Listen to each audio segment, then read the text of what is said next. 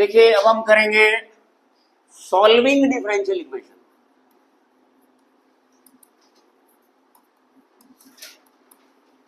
Solving differential equation का क्या मतलब, जरा एक चीज देखिए, आप जरा ध्यान से सुनिए इस बात को, पूरा चैप्टर समझ आ जाएगा आपको। देखिए एक है हमारा सॉल्यूशन और एक है डिफरेंशियल इक्वेशन। सॉल्यूशन से डिफरेंशियल इक्वेशन कैसे बनती है? अरे भैया डिफरेंशिएशन करोगे, जब डिफरेंशिएशन करोगे तभी तो डिफरेंशियल इक्वेशन आएगी, dy बाई dx तभी आएगा, हाँ या ना। और अगर तुम्हें डिफरेंशियल इक्वेशन से सॉल्यूशन में जाना है, मतलब ये देखना है ये किसका सॉल्यूशन है, ये डिफरेंशियल किसकी बनी हुई है, तो आपको क्या करना पड़ेगा, इंटीग्रेट करना पड़ेगा। इंटीग्रेट, क्योंकि इंटीग्रेट और डिफरेंशियल एक दूसरे के एंटी हैं ना, समझे। अगर एक सॉल्यूशन को डिफरेंशिएट करोगे तो डिफरेंशियल इक्वेशन आ जाएगी, डिफरेंशियल इक्वेशन को इंटीग्रेशन करोगे तो सॉल्यूशन आ जाएगा। अब हमारे जो सिलेबस में है वो हमारे को डिफरेंशियल इक्वेशन दे रखी है, उनके सॉल्यूशन निकालने हैं। क्या है, सॉल्विंग गिवन डिफरेंशियल इक्वेशन। अब ये तो नेचुरल है, डिफरेंशियल इक्वेशन को सॉल्व करना तो क्या करना पड़ेगा, इंटीग्रेट करना पड़ेगा, इंटीग्रेट करना पड़ेगा। इसके हमारे पास हैं 3 मेथड्स। कितने हैं, 3 मेथड्स। नंबर 1 है हमारा बाय सेपरेटिंग वेरिएबल्स। दूसरा है होमोजीनियस इक्वेशन। तीसरा है integrating factor. Integrating factor IF जिसे कहते हैं। हमारी जो एक्सरसाइज नंबर कौन सा चैप्टर है, 9 है ना, 9.3 इस पर बेस्ड है, 9.4 इस पर बेस्ड है, 9.5 इस पर बेस्ड है, और 9.6 है मिसलिनियस। 9.6 एक्सरसाइज जो है वो क्या है, वो है मिसलिनियस। मिसलिनियस को समझते हो, जिसमें 3 तरह के क्वेश्चन होंगे बस। तो आज हम कर रहे हैं, क्या कर रहे हैं, पहला सेपरेटिंग वेरिएबल्स। क्या कर रहे हैं,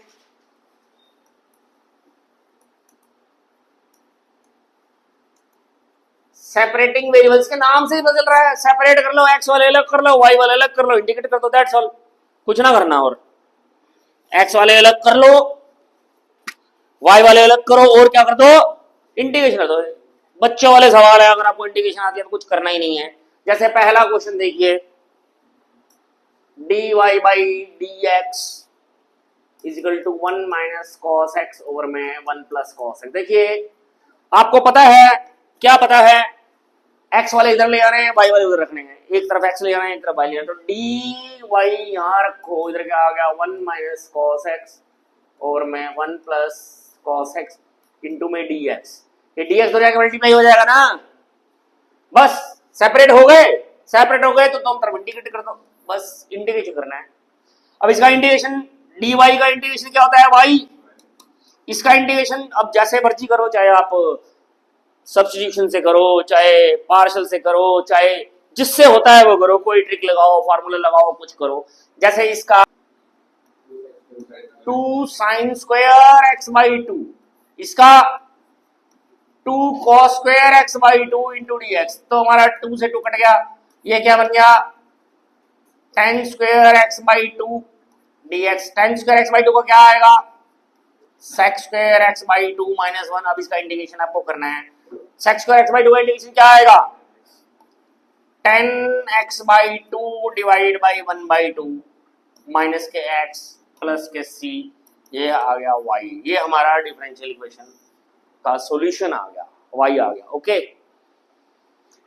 ठीक है, तो अब इसमें से हम जो क्वेश्चन और भी कर रहे हैं इसी एक्सरसाइज में से, मैं क्वेश्चन ले रहा हूं 4th क्वेश्चन।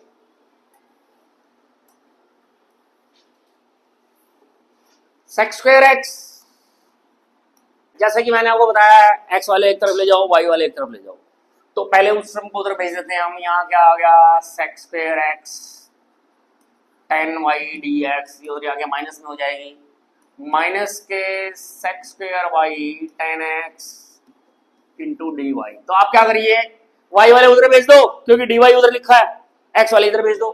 तो एक्स वाले कौन से हैं, सेक स्क्वायर एक्स अपॉन में वहां नीचे क्या आ जाएगा, टेन एक्स, और यहां क्या आएगा, ये माइनस पहले से ही है, सेक स्क्वायर वाई अपॉन में टेन वाई डी वाई, यहां dx आ गया।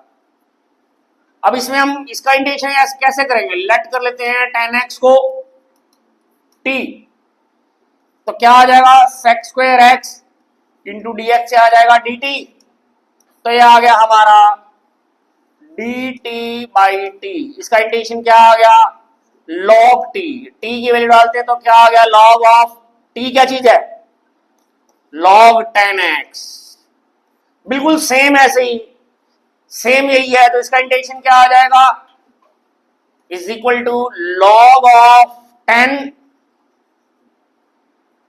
y, log of 10 y। अब c लगाना है, c आपको किसी एक तरफ लगाना है, या इधर लगाओ या उधर लगाओ, दो कांस्टेंट नहीं लगेंगे, या इधर लगा लो या उधर लगा लो। अब हम उधर लगा लेते हैं। अब मैं एक चीज आपको बताता हूं, अगर सारे log में हो ना तो सी भी log में ले लिया होगा, सी मतलब कांस्टेंट। देखो मैं आपको बता रहा हूं, सी लिखा हो, log सी लिखा हो, 1/c लिखा हो, रूट सी लिखा हो, e की पावर c लिखा हो, a की पावर c लिखा हो, सब सेम है, सब क्या है, सेम है, जैसे मर्जी तोड़ लो, कांस्टेंट को जैसे मर्जी तोड़ लो, समझ आया। तो इसको हम चाहे प्लस में लगा लो माइनस में लगा लो, कोई फर्क नहीं पड़ता। अब ये आ गया हमारा, इसको इधर भेजो, प्लस में इसको हम log c कर देते हैं, क्योंकि सारे log में है तो वो भी log में कर देता हूं मैं, इस log को इधर भेज देता हूं, तो ये क्या आ गया, log ऑफ 10x प्लस में log of 10y is equal to log of c। log में ऐड होता है तो क्या हो जाता है, मल्टीप्लाई हो जाता है, 10x 10y हो गया, is equal to log c। ऐसा मैंने इसलिए किया, इस log से log कट जाएगा, तो हमारा जो आंसर आ गया वो क्या आ गया, 10x into 10y is equal to c। This is your answer. Okay, 13 ले रहा हूं, 13th क्वेश्चन। इसमें ऐसा क्या है जो कि मैं ले रहा हूं, cos dy by dx is equal to a। देखिए इसमें कुछ वैल्यू दे रखी है, y बराबर है 1, x बराबर है 0, इसे कहते हैं इनिशियल वैल्यू। क्या कहते हैं इसे, ये इनिशियल वैल्यू किस लिए दी होती है, c की वैल्यू निकालने के लिए। देखिए जैसे मान लीजिए ये क्वेश्चन था हमारा, ये एक क्वेश्चन आया था, ये आंसर आ गया था। अगर इसमें x की जगह पाई बाई 4, y की जगह पाई बाई 3 कुछ ना कुछ गिवन होता, इसे हम कहते हैं, क्या कहते हैं, इनिशियल वैल्यू। क्या कहते हैं इसे,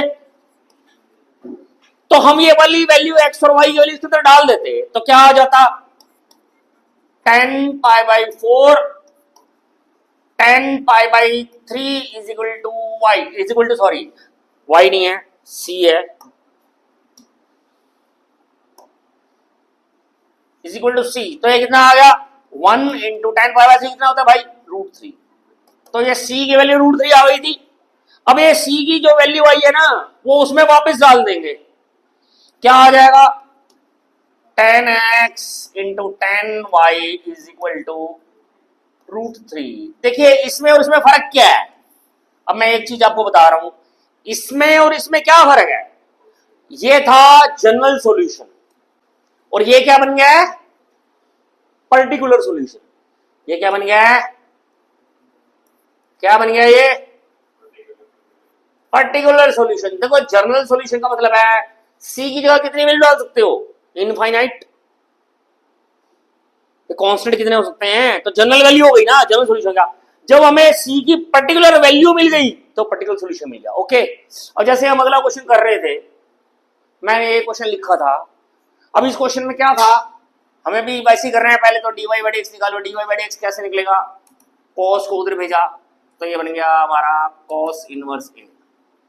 अब हमें वेरिएबल सेपरेट करने हैं, dy इधर ले गए, इधर क्या आ गया cos inverse a into d x. अब इसका इंटीग्रेशन कर दिया तो अब ये तो dy हो गया, cos इनवर्स a कांस्टेंट है, इधर dx आ गया। ओके, ये आ गया इसका integration, y is equal to cos inverse a into में x प्लस के c।